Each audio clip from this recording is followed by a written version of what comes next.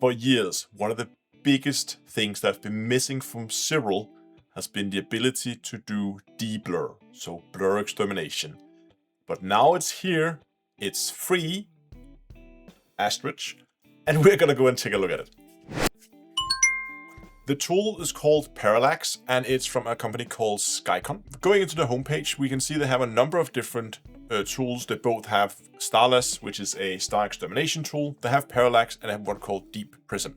If we go to Parallax, we can see they have a bunch of different examples here on their homepage. They show one here where you can basically see like this over here before and after, how the image gets sharpened. We're going to test that ourselves, of course, and I'm also going to run it up against BlurXTerminator just to see what it can do. Now, the full version of Parallax is paid, as you can see here, single-time payment. However, they do have a version called Parallax Nano. And if we scroll down, you can see here, this is a free version. It only works with Siril, the Nano version. If you want to have it in either RC Astro, PixInsight, and as I said here, soon Photoshop as well, you are going to have to pay for the full version. And we can also see here it has less parameters, the AI model behind it. So it's not as powerful as the full version, but it's still, well, free. And it works with Siril, which I think has a lot of appeal to a lot of people. So you need to create an account, log in, and then you basically get access to the tools we can download here. Stellar Sharpening, deblur. Let's go and download these files. I think I am just gonna go and put it here. I'm in my Siril install folder under scripts. I'm just putting it in there, and I hope that's correct. Let's go and figure that out. This is basically me trying it out for the first time as well. So we're supposed to go up to scripts, go to get scripts. And in here, we should be able to search for Parallax.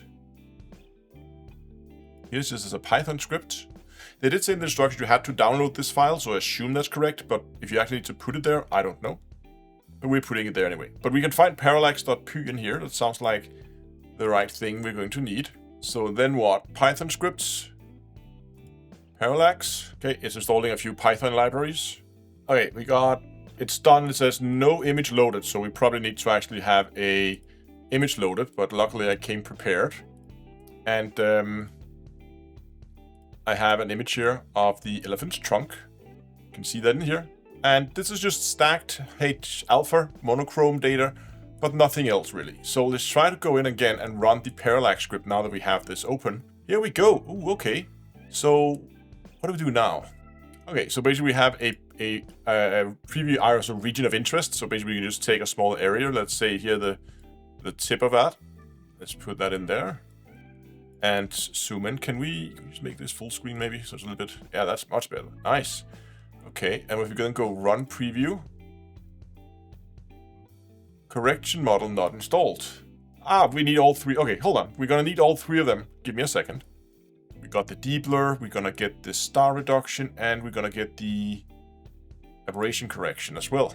We're gonna put all of those into the Siril folder, and now I bet you that if we go and find this again, we can now go and select, do we select all three? Go open? Apparently we do. Okay, that was easy. Now they're all lights are green. I think that's a good thing. And let's try to run the preview now and see what happens. We definitely see as we're moving back and forth here, we can see the stars are getting smaller. So the star reduction is definitely working. But in terms of sharpening, I don't see a whole lot. What if we try this region here maybe? And try to see what it will do with that. Nah, I'm not like, in terms of the nebulosity, I'm definitely seeing the star reduction here. But in terms of the nebulosity, I'm not seeing a whole lot happening here. Let's try this one instead. This is, of course, Boat's Galaxy. So let's once again try to run a preview region. And let's just put it right down through the middle of the galaxy here. And keep the defaults to start with and run the preview. See what it can do here. Okay, here it definitely did a lot more. We can definitely see that it sharpened it up a little bit. Again, try to crank that sharpening up a bit. It's definitely doing something. It's not massive, but it is something.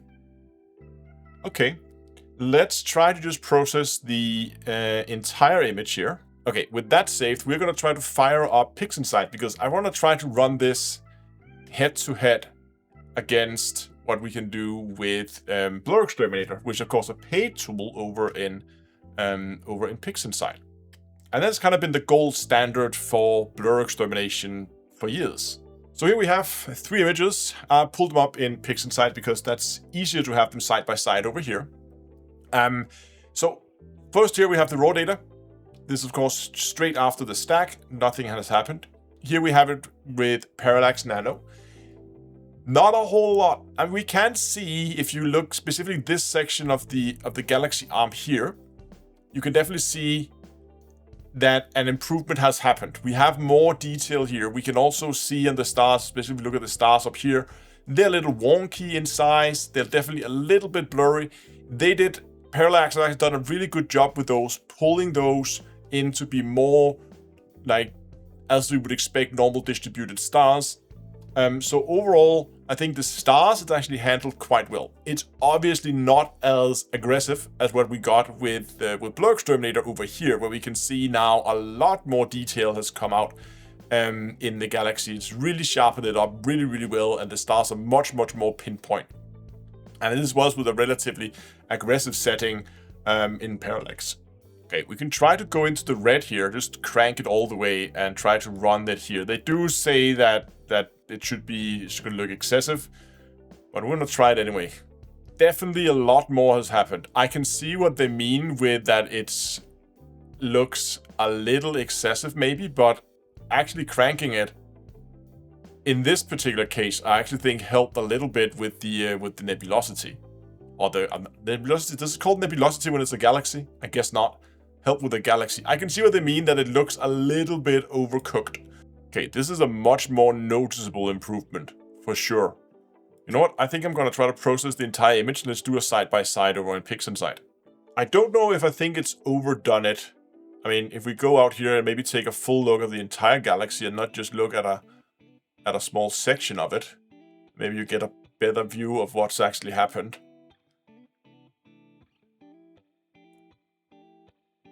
I think they're right that it might have overdone. I think I'm going to play around with this a little bit more. It looks like it's over-sharpened this a little bit, but it's definitely beginning to look closer to what we got with BlurXTerminator.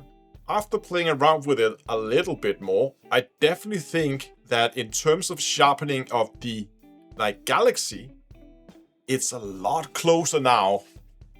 I ended up with a value of the sharpening factor of 2.3, I think, which I feel like get a good balance. It's obviously going to vary from picture to picture what that value is going to be. My overall verdict right now is, yes, it definitely does work. And when it comes to pure sharpening of the galaxy and probably also nebulosity, it definitely does a very good job of that. However, you can also see that the star reduction is definitely better. And the star correction is definitely better in BlurXTerminator.